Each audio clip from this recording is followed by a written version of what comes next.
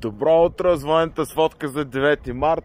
Аз съм Тодор Ангелов и от това прекрасно място ще ви разкажа какво се случи основно в Курск и в Сирия. В Курск нещата вече са повече от катастрофални. Цяла нощи украинците, те са останали всичките им родове, видове войски без връзка и са опитали на местно ниво да взимат решения и да се спасяват кой както може. Достоверно е известно поне за 2 колони, които са опитали да се махнат от Сужа и са тотално унищожени. Най-интересното е, че както споменах в миналата сводка, липсата на разузнавателни данни явно вече играе доста сериозна роля на терен, защото не само е изчезнала цялата координация войски между украинците, а и те самите вече не знаят какво се случва около тях, защото едната колона е тръгнала да се изнася по мост, който не съществува. Късно следобед вчера руснаците са го унищожили. Също така целият следобед те са унищожавали всички видови мостови между Курск и между Сумска област, които отговарят за логистиката на ВСУ. След като са опитали, те са тръгнали към този мост, който е бил унищожен, което означава, че до тях не е достигнала информация, че моста просто е взривен.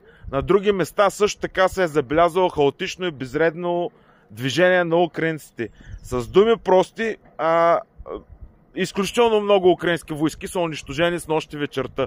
Колко точно, никой не знае, но количеството е доста сериозно. Говорим над 1000, може би над 2000 човека, защото трябва да се вземе предвид основно 2 големи колони, за които се знае, че са разбомбени, няколко по-малки колони и многочислени опити да се измъкнат по централния път, който води към Суджа, който е ясно, че се прострелва, както и по запасни пътища, които обаче следобед също са били взети и се прострелват. Така че просто ситуацията в Суджа е повече от катастрофална. Буквално може да се каже, че си върви пълно зачистване, които успеят да се предадат в плен, ги взимат в плен, върви си филтрация, проверяват ги за това правили ли са престъпления, не са ли правили, но за сега няма кой знае колко, които да са успели да се предадат в плен. Основно си върви тотална елиминация. Също така постоянно идват сведения за превзети райони. Черкаско е порешно взето. Още 3-4 населени места са взети. Боевете вървят в самата Суджа. И сега малко да ви разкажа за тръбата. Излезе вече по-подробна информация.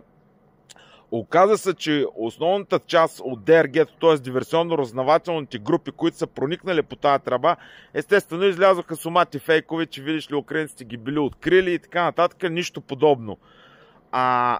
Това е бил специализирана войска спецназ, която основно се е състояла от батальон ветерани, АИДА, спецназ Ахмат, морската пехота, 11-ти полк. Ще се опитам да дам целият списък на подготвените хора от няколко подразделения, които са вървяли 15 км, между 12 и 15 км по подземна тръба с диаметър 1,40 м, за да излязат в тила, вътре в Суджа и да направят плацдарм, в който плацдарм после да дойдат основните сили на руснаците, което се е и случило и затова някои части на Суджа вече са превзети. Отделно, паралелно с това, руската авиация е започнала да унищожава абсолютно всички мостове и паралелно с това е тръгнало настъпление от всички посоки. В момента ситуацията в Суджа и сред украинската войска е пълен хаос, тотален хаос. При тях липсва комуникация, липсва командване, липсва връзка и в общи линии ситуацията е, че всеки се спасява както може. Най-интересното е, че все още няма централизирана заповед от Киев. Или украинският генерален щаб се чуди какво да прави, защото липсва връзка, а руснаците продължават методично да унищожават мостови, подстъпи и телекомуникационни кули и всички възможни места, от които украинският генштаб може да се свържи с родовите и видови войски в Суджа.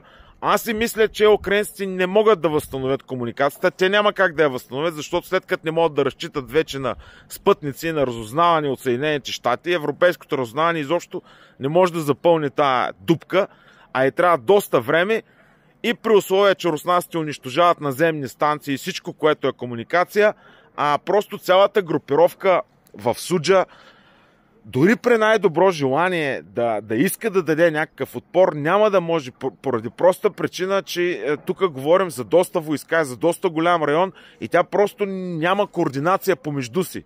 Така че най-простичко от тук нататък ще гледаме всеки сам за себе си и руснаците поголовно ще ги унищожават. Аз не мисля, че тази ситуация ще продължи още дълго. Даваме до края на тази седмица вече да бъде тотално зачистена цялата Суджа и цялата Курска област. По-интересното обаче е друго. Тая същата тръба, по която са проникнали бойците, аз съм дал карта, дал съм и видео от тръбата, всичко в моя телеграм канал, тя води в обратна посока, защото това е тръбата Южгород-Уренгой. В обратна посока тя минава под украинска територия. Нека това да не се забравя. И излиза към Януковка, където са основните хъбове и тилове на снабдяване на украинците. Вече в тяхна територия. А също така излиза и в други населени места на украинска територия. Така че може да се очакват още доста изненади от тая тръба. Руснаците доказаха, че доста добре боравят с подземни комуникации и много обичат да вървят под земята. Това е вече за трети път. Като имайте предвид, че да са мини по тръба 1,40 м в пълно бойно снаряжение над 12 км пеша, по която е вървял газ, се изисква много сериозна подготовка. Това дори класически спецназ не може да го направи. Затова е нужно просто, самия аз не знам каква подготовка, но не е достатъчна само физическа подготовка. И това е ситуацията. Другото интересно нещо е, че на река Вълча покрай Волчанск също има доста сериозен пробив. Говорим за пробив над 2 км. И разширяване на плацдарма и вече след като сте се предвижили над 2 км и са разширили плацдарма, това им дава някакъв що-голи оперативен простор да влязат по-сериозни групи войски и за защита на дронове, защото територията, която контролират, вече става 3 на 3 км, което вече може да се каже, че е някакъв пункт за атака. Така че аз очаквам новини и в тази посока. В Покровски си вървят стандартните неща. Украинците междувременно са прехвърляли пак войска към Покровск, но аз искам да отбележа нещо друго. Аз мисля, че руснаците ще държат Покровск един вид като примамка да сковават украинска войска. Аз си мисля, че сега, след като изчистят Суджа, защото там са концентрирани огромно количество руски войски, ние ще бъдем свидетели на много сериозен удар към Сумска област и към Киев. И по този начин един вид ще поставят украинците в Цугцванг. Те просто първо там нямат подготвени рубежи за отбрана. Второ, те ще бъдат принудени да изтеглят войски от Донецкия фронт и от Покровск, ако се реализира този сценарий. А те барнат ли някаква войска на Донецкия фронт или на Покровск, този участък от фронта директно пада. Безапелационно. Третата хубава новина е, че те са превзели и Константинопол. Сега върви там и зачистка. Също пристигат някои добри новини от Запорожието, които ще ги коментирам по-късно, когато станат факт. Но също се готви пълноценен штурм към Днепропетровск.